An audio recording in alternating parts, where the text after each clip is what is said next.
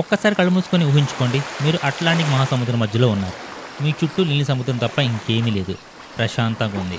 అప్పుడే మీకు దూరంగా ఒక ఓడ కనిపిస్తుంది. దాని పేరు మేరీ సెలెస్టి. కానీ దాని నడకలో ఏదో తేడా ఉంది. అది దారి తప్పినట్టు గాల్లోకి అటు ఇటు కొట్టుకుపోతూ ఒక దయ్యంలా కదులుతోంది. మీరు హలో ఎవరైనా ఉన్నారని గట్టిగా అరుస్తారు. అటువైపు నుండి నో రిప్లై. మీకు కంగారు మొదలవుతుంది. సహాయం చేద్దామని మీరు ఓడని దగ్గరికి తీసుకువెళ్ళి ఆ మేరీ సెలెస్టి మీదకి ఎక్కుతారు. మీరు అక్కడ చూసిన దానికి మీ గుండె ఆగినంత పని అవుతుంది.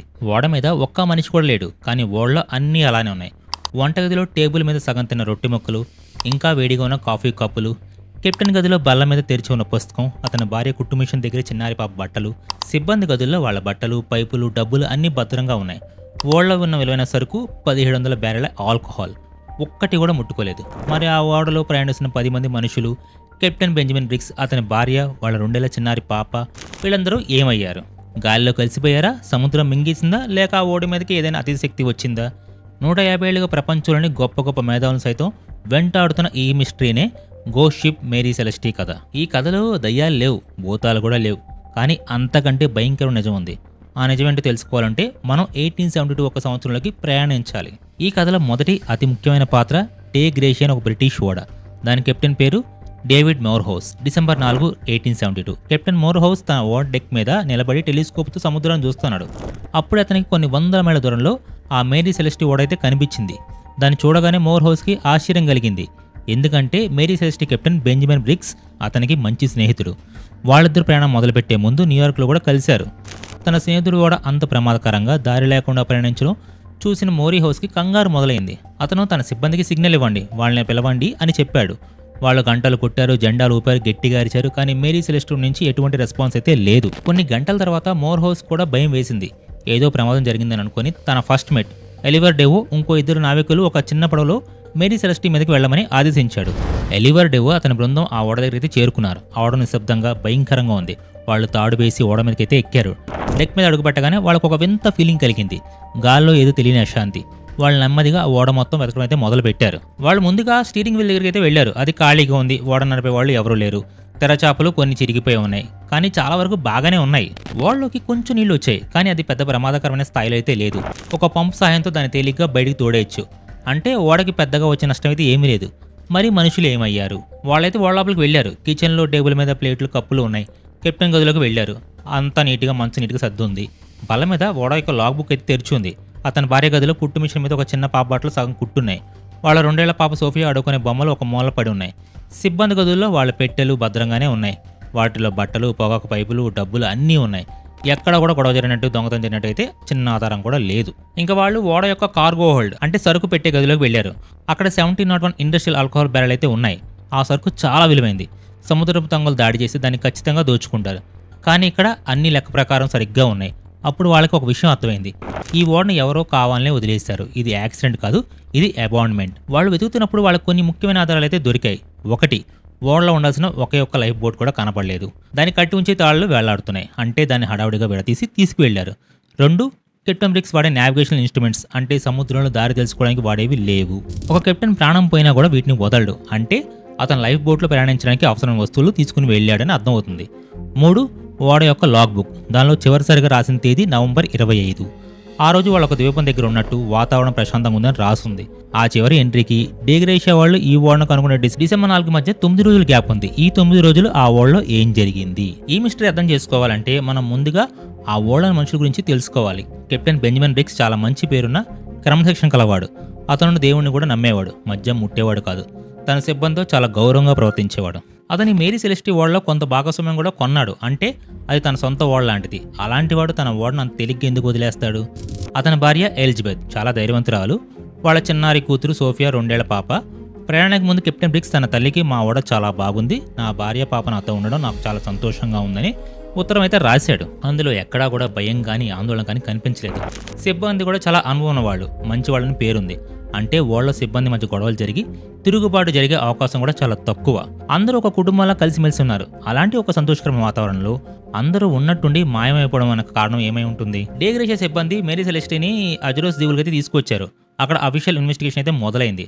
అధికారులు ఓడని క్షుణ్ణంగా అయితే పరిశీలించారు. వాళ్ళకి ఏమీ అర్థం కాల. వాళ్ళు కొన్ని థియరీస్ని అయితే ప్రతిపాదించారు. 1, డేగ్రేషియా కెప్టెన్ మోర్హౌస్ డబ్బు కోసం నాటకం ఆడుతున్నాడని అనుమానించారు. కానీ ఆధారాలు లేవు. 2 సిబ్బంది తిరుగుబాటు చేసి కెప్టెన్ని అతని కుటుంబాన్ని చంపేసి లైఫ్ బోట్లో పారిపోయి ఉండొచ్చని వాదించారు. కానీ ఓడలో ఎక్కడ రక్తపు మరకలు కానీ పోరాటం జరిగినట్టు కానీ ఆనవాళ్లు కానీ లేవు. పైగా సిబ్బంది వస్తువులని ఓడలోనే ఉన్నాయి. 3 సముద్రపు దొంగల దాడి. కానీ అది అన్నిటికంటే వీక్ థియరీ. ఎందుకంటే దొంగలు దాడి చేస్తే ఆ విలువైన ఆల్కహాల్ సరుకుని ఖచ్చితంగా దోచుకుంటారు. ఇక్కడ సరుకు శుభ్రంగా ఉంది. దాంతో అఫీషియల్ ఇన్వెస్టిగేషన్ ఎటు కూడా తేల్చలేకపోయింది. ఈ వార్త ప్రపంచమంతా పాకింది. న్యూస్ పేపర్లో కథలుగా రాశారు. జనాలు రకరకాలుగా మాట్లాడడం మొదలుపెట్టారు. కొందరు ఆ ఓడను ఒక భయంకరమైన సముద్ర రాక్షసి తినేసిందన్నారు. ఇంకొందరు ఏలియన్స్ వాళ్ళ యూఎఫ్ఓలు వచ్చి ఆ 10 మందిని రీసెర్చ్ కోసం ఎత్తికెళ్లారని కథలుగా అల్లారు. బెర్ముడా ట్రయాంగిల్ లాంటి ప్రదేశంలో వాళ్ళు మరో డైమెన్షన్స్ లో వెళ్లిపోయారని కూడా ప్రచారం జరిగింది. ఆథర్ కోనన్ డాయల్ ప్రఖ్యాత షెర్లాక్ హోమ్స్ రచయిత ఈ సంఘటన ఆధారంగా ఒక కల్పిత కథ అయితే రాశారు. దాంతో ఈ మిస్టరీ మరింత పాపులర్ అయింది. మేరీ సెలెస్ట్ ఒక గోస్ట్ షిప్ గా ముద్రపడిపోయింది. సంవత్సరాలు గడిచిపోయి కానీ మేరీ సెలెస్ట్ ఈ మిస్టరీ ఇంకా అలాగే ఉండిపోయింది. కానీ 2006లో సైన్స్ ఈ మిస్టరీకి ఒక లాజికల్ నమ్మశక్యమైన ఎక్స్ప్లెనేషన్ అయితే ఇచ్చింది. లండన్లోని యూనివర్సిటీ కాలేజ్ చెందిన ఒక కెమిస్ట్ డాక్టర్ ఆండ్రియా సెల్లా ఈ కేసుని సైంటిఫిక్ గా సాల్వ్ చేయడానికి ప్రయత్నించాడు. అతని దృష్టి మొత్తం ఓడలో ఉన్న ఆ 1700 ఇండస్ట్రియల్ ఆల్కహాల్స్ మీద అయితే పడింది. అది చాలా హైలీ ఇన్ఫ్లమబుల్, అంటే తేలిగ్గా మండిపోయే రసాయనం. ఆ బ్యారెళ్లు పైన చెక్కతో చేసినవి. పైన చెక్క పోరస్ గా ఉంటుంది, అంటే దానిలో చిన్న చిన్న రంధ్రాలు ఉంటాయి. ప్రాణంలో ఉష్ణోగ్రతల మార్పు వల్ల ఆ బ్యారెల్ నుండి కొంత ఆల్కహాల్ ఆవిరి రూపంలో లీక్ అయ్యే అవకాశం కూడా ఉంది. అలా 9 బ్యారెల్ లీక్ అయినట్టుగా కూడా రికార్డులు అయితే ఉంది. డాక్టర్ సెల్లా కూడా ఒక ప్రయోగం అయితే చేశాడు. అతను మ్యారీ సెలెస్ట్ యొక్క కార్గో హోల్డ్ లాంటి ఒక చిన్న స్కేల్ మోడల్ని తయారు చేశాడు. దానిలో ఆల్కహాల్ని ఆవిరి నింపి దాన్ని నిప్పు అంటించాడు. అప్పుడు అతను ఊహించినట్టుగానే పెద్ద మంటలతో కూడిన ఎక్స్ప్లోజన్ అయితే జరగలేదు. బదులుగా ఒక ప్రెషర్ వేవ్ ఎక్స్ప్లోజన్ అయితే జరిగింది. అంటే ఢామ్ అనే ఒక శబ్దం అయితే వినిపించింది. ఒక బలమైన గాలి షాక్ వేవ్ వేగంగా బయటకు వచ్చింది. కానీ మంటలు రాలేదు, పొగ రాలేదు, మరకలు కూడా ఏర్పడలేదు. ఈ ప్రయోగం మేరీ సెలెస్ట్ మిస్టరీలో చాలా ప్రశ్నలకు సమాధానం కూడా ఇచ్చింది. ఓడలో ఉన్న సిబ్బందికి కూడా ఇలాంటిది ఏదో జరిగి ఉండొచ్చు. లీక్ అయిన ఆల్కహాల్ ఆవిరి కార్గో హోల్డ్ నిండిపోయి ఏదో ఒక చిన్న నిప్పురవ తగిలి అది ఒక్కసారిగా ఢామ్ అని పెద్ద శబ్దం పేలుంటుంది. ఆ శబ్దానికి ఆ ఓళ్ళ వాళ్ళందరూ భయంతో వణికిపోయి ఉంటారు. వాళ్ళకి ఇది మొదటిది మాత్రమే. రెండోసారి ఇంకా పెద్ద ఎక్స్ప్లోషన్ జరిగి ఓడ మొత్తం కాలిపోతున్న భయం పట్టుకుని ఉంటుంటుంది. కెప్టెన్ బ్రిక్స్ కూడా చాలా బాధ్యత గలవాడు. తన భార్య, ముఖ్యంగా తన 2 ఏళ్ల కూతురు ఓడలో ఉన్నారు. వాళ్ళ ప్రాణాలు కాపాడడం అతని మొదటి కర్తవ్యం. అందుకే అతను ఒక తక్షణ నిర్ణయం, అంటే స్నాప్ డిసిషన్ తీసుకుని ఉంటాడు. వెంటనే ఓడను ఖాళీ చేయండి, అందరూ లైఫ్ బోట్లోకి రండి, మనం ఓడ నుంచి కొంచెం దూరంలో ఒక తాడు కట్టుకుని ఉందాం, ప్రమాదం తొలగిపోయిందని నిర్ధారించుకున్న తర్వాత మళ్ళీ ఓడ మీదకి వెళ్దాం అని చెప్పుంటాడు. అందుకే అతను నావిగేషన్ ఇన్స్ట్రుమెంట్స్ కూడా తీసుకున్నాడు. వాళ్ళ లైఫ్ బోట్ని ఓడకి ఒక పొడవాటు తాడుతో కట్టి అందులో ఎక్కి ఓడ నుంచి దూరంగా వెళ్ళి ఉంటారు. కానీ వాళ్ళ దురదృష్టం, వాళ్ళు ఊహించిన విధంగా సముద్రంలో వాతావరణం మారి ఒక బలమైన గాలి వీచి ఉండొచ్చు, లేదా ఒక పెద్ద అల వచ్చి ఆ తాడుని తెంపేసి ఉండొచ్చు. వాళ్ళ కళ్ళ ముందే వాళ్ళ ఏకైక ఆశ, వాళ్ళ ఇల్లు అయిన మేరీ సెలెస్ట్ ఓడ గాలికి వేగంగా వాళ్ళ నుండి దూరంగా వెళ్ళిపోతూ ఉంటే వాళ్ళు ఎంత నిస్సహాయంగా అరిచి ఉంటారో ఊహించుకోండి. వాళ్ళ చిన్న లైఫ్ బోట్లో అనంతమైన సముద్రంలో దిక్కు తెలియని ప్రయాణం మొదలుపెట్టారు. చివరికి వాళ్ళు ఆకలి, దాహం లేదా చలికి ఒకరి తర్వాత ఒకరు ప్రాణాలు వదిలి సముద్రంలో కలిసిపోయి ఉంటారు. అందుకే వాళ్ళ ఆనవాళ్ళు కూడా ఎప్పటికీ దొరకలేదు. ఈ pressure wave explosion theory Mary Celeste మిస్టరీకి సంబంధించి మనకు తెలిసిన ప్రతి ఒక్క క్లూని ఎక్స్ప్లెయిన్ చేస్తుంది. సో ఫ్రెండ్స్, చూశారు కదా, మేరీ సెలెస్ట్ కథలో దయ్యాలు కానీ, ఏలియన్స్ కానీ, సముద్ర రాక్షసులు కానీ లేరు.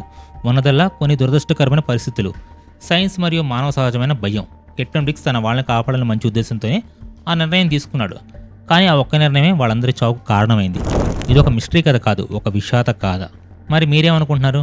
డాక్టర్ సెల్లా చెప్పిన ఈ సైంటిఫిక్ థియరీ మిమ్మల్ని కన్విన్స్ చేసిందా, లేక కాదు దీని వెనక ఏదో ఉందని చెప్పే రహస్యం ఉంది అని మీకు అనిపిస్తుందా? మీ అభిప్రాయాన్ని, మీ థియరీస్ని కింద కామెంట్స్ చేయండి. అలాగే మర్చిపోకుండా వీడియో నచ్చితే లైక్ చేయండి, ఛానల్ కూడా సబ్స్క్రైబ్ చేసుకోండి.